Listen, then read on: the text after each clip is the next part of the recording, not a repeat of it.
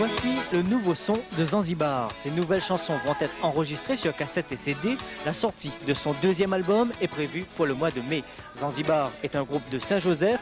Ces 8 musiciens se sont rencontrés au cours d'un contrat emploi solidarité à vocation musicale. En tant que CES Musique, ils touchaient 2000 francs par mois. Aujourd'hui, le groupe ne regrette pas d'avoir su saisir sa chance. L'année dernière, Zanzibar a donné une centaine de spectacles et les retombées ne sont pas négligeables. Bon, déjà, vous connaissez plein de monde, vous vivez avec le public. Bon, c'est l'ambiance déjà. Puis, niveau financier ici, bon, ben, la rapporte à nous un surplus quoi, pour vivre. Et je crois que c'est déjà bon. Hein.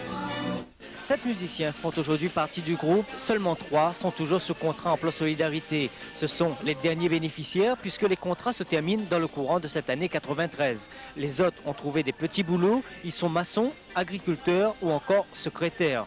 Zanzibar a fait ses preuves, il s'est classé 2e lors de la finale Kayom 91 et sa première cassette a connu du succès. André Waro et les siens ne comptent pas s'arrêter en si bon chemin. Il n'avait pas eu CES Musique, mais je ne pense pas que Zanzibar était là. Mais je crois que c'est grâce à ça et il faut maintenant nous montrer que nous les fiers ça. L'avenir de Zanzibar, bah, c'est continuer après les CES. De toute façon, comme ça, au moins, le CES Musique a servi à quelque chose. Peut-être pas rien qu'à Zanzibar, aux autres aussi. Zanzibar, c'est peut-être dans quelques mois une tournée en métropole dans le milieu associatif réunionnais, mais ce soir, le groupe joue sur scène au Palexa à Saint-Denis.